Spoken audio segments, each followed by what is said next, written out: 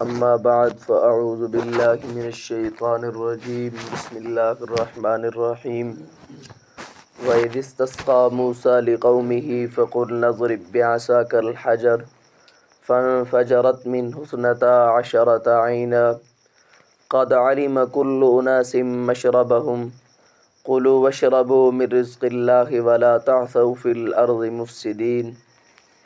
صدق الله العظيم۔ پہلے سے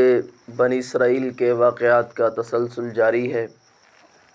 یہ ایسی قوم تھی جس پر رب تعالی نے اپنے انعامات کی بارش برسائی،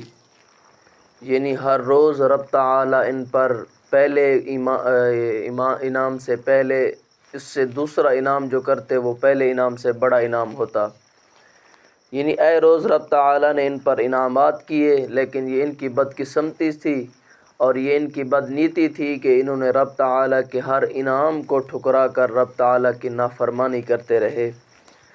پھر بھی رب تعالی ان کی نافرمانی کو درگزر کر کے ان کے گناہوں کو معاف کر کے رب تعالی ان کو کہتے کہ اب تمہارے پاس موقع ہے کہ میری نعمت کو یاد کرو اور مجھے راضی کر لو، تمہاری دنیا اور آخرت بن جائے گی۔ یہاں بھی رب تعالی ایک انعام کا تذکرہ فرما رہے ہیں کہ جب بنی اسرائیل کو رب تعالی نے جہاد کا حکم دیا تھا تو انہوں نے جہاد کرنے سے انکار کر دیا تھا، اور موسیٰ علیہ السلام کو انہوں نے کہا تھا کہ تو جا اور تیرا رب جائے، تم جہاد کرو، ہم جہاد نہیں کرتے، ہم یہاں بیٹھے ہوئے ہیں۔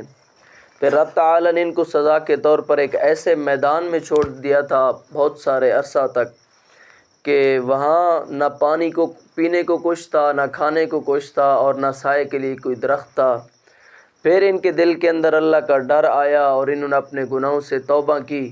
موسیٰ علیہ السلام سے کہا کہ دعا کرو کہ کوئی سائے کے لیے اللہ تعالیٰ بندوبست فرما دیں، پینے کھانے کے لیے کوئی اللہ تعالیٰ بندوبست فرما دیں۔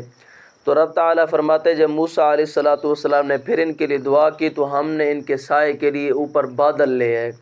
یعنی جہاں بھی یہ قوم جاتی وہ بادل ان کے اوپر ہوتا تھا، ان کے لیے ٹھنڈ بنی رہتی تھی، سایہ بنا رہتا تھا۔ اور جب انہوں نے کھانے کا مطالبہ کیا، رب تعالیٰ فرماتے ہیں ہم نے ان پر اتنی بڑا انعام کیا کہ ان کے لیے زمین سے کھانے کا انتظام نہیں کیا، بلکہ ہم نے آسمان سے ان کے لیے اسپیشل کھانا بھیجا، شاید کہ یہ اب مان جائیں، اب میری نافرمانی نہ کریں۔ اور جب پینے کا مطالبہ کیا، رب تعالیٰ فرماتے ہیں پھر موسیٰ علیہ السلام نے جب ہم سے دعا کی کہ اے اللہ وَإِذِ اسْتَسْقَىٰ مُوسَىٰ لِقَوْمِهِ فَقُلْنَا اضْرِب بِّعَصَاكَ الْحَجَرَ، موسیٰ علیہ السلام نے جب مانگا پانی اپنی قوم کے لیے، استسقا اس جگہ استعمال ہوتا ہے جہاں بالکل پانی نہ ہو، یعنی یہ ایسے میدان میں تھے جہاں پہلے کوئی بھی کسی قسم کا پانی نہیں تھا، تو موسیٰ علیہ السلام نے اپنی قوم کے لیے پانی مانگا تو رب تعالی نے فرمایا کہ فَقُلْنَا اضْرِب بِّعَصَاكَ الْحَجَرَ، اے میرے پیغمبر یہ جو آپ کے پاس ساتھ لکڑی ہے، عصا ہے، آپ اس کو پتھر پر ماریے۔ جب موسیٰ علیہ السلام نے اپنی وہ لکڑی پتھر پر ماری تو یہ پتھر کون سا تھا؟ روایات میں آتا ہے اور مفسرین کرام کچھ یہ بھی کہتے ہیں کہ یہ پتھر وہ تھا کہ حضرت آدم علیہ السلام سے یہ پتھر جنت سے آیا تھا ان کے ساتھ، یعنی جب وہ زمین پر اترے تھے یہ پتھر انہی کے ساتھ آیا تھا اور اسی طرح وہ پھر موسیٰ علیہ السلام تک پہنچا۔ دوسری روایت میں یہ بھی آتا ہے کہ یہ وہ پتھر ہے جس نے موسیٰ علیہ السلام کے کپڑے اٹھائے تھے، یعنی موسیٰ علیہ السلام کی قوم تھی، موسیٰ علیہ السلام پر انہوں نے بہتان لگایا کہ یہ نامرد ہے۔ تو موسیٰ علیہ السلام ایک دن، کیونکہ موسیٰ علیہ السلام حیا کی وجہ سے اپنی قوم کے مردوں کے ساتھ نہیں نہلاتے تھے، ان کا طریقہ کار تھا کہ وہ سب ایک جگہ نہلاتے کپڑے اتار کر۔ موسیٰ علیہ السلام تو حیا کا پیکر تھے اور پھر وہ اللہ کے پیغمبر تھے، ان کے حیا کی تو بات بھی اور تھی، وہ اپنی علیحدہ جگہ نہاتے۔ تو جب وہ علیحدہ جگہ نہائے تو رب تعالی نے یہ الزام بھی دور کرنا تھا قوم کے سامنے کہ موسیٰ مرد ہے، بلکہ جنتی مردوں کی 40 مردوں جتنی طاقت ایک پیغمبر کے اندر ہوتی ہے، صرف مرد نہیں ہے بلکہ یہ طاقتور مرد ہے۔ تو وہ پتھر موسیٰ علیہ السلام کے کپڑے اٹھا کر قوم کے اندر چلا گیا۔ موسیٰ علیہ السلام اس کے پیچھے بھاگے تو قوم نے دیکھ لیا کہ موسیٰ علیہ السلام واقعی مرد ہیں۔ تو بعض روایات میں آتا ہے یہ وہی پتھر ہے جو کپڑے اٹھا کر بھاگا تھا۔ بہرحال یہ 1 ہاتھ لمبا اور 1 ہاتھ چوڑا پتھر تھا، یعنی چورس تھا، 4 جہتیں اس کی تھیں، ہر جہت سے ایک چشمہ نکلتا تھا۔ فانفجرت من حسنتا عشرۃ عینا، رب تعالیٰ فرماتے ہیں جب موسیٰ علیہ السلام نے پتھر پر اپنی لکڑی ماری تو اس سے 12 چشمے نکلے۔ 12 قبیلے تھے بنی اسرائیل کے، کیونکہ یہ حضرت یعقوب علیہ السلام کے اولاد تھی، اور حضرت یعقوب علیہ السلام کے 12 بیٹے تھے، اسی سے ان کے 12 قبیلے بنے، تو رب تعالیٰ نے ہر قبیلے کے لیے ایک چشمہ جاری کر دیا۔ فانفجرت من حسنتا عشرۃ عینا